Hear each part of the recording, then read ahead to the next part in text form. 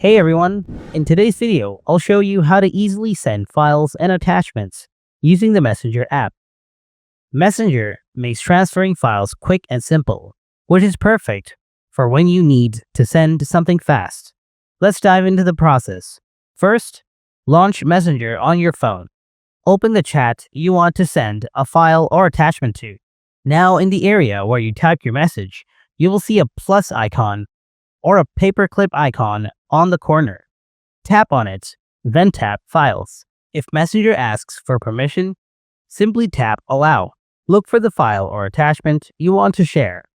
After you have found it, simply tap on it. Then the file will be sent to that person on the spot. So that's how easy it is to send attachments with the Messenger app on your Android device. If this video did the trick for you, be sure to give it a like and share your thoughts in the comments. Thanks a lot for watching.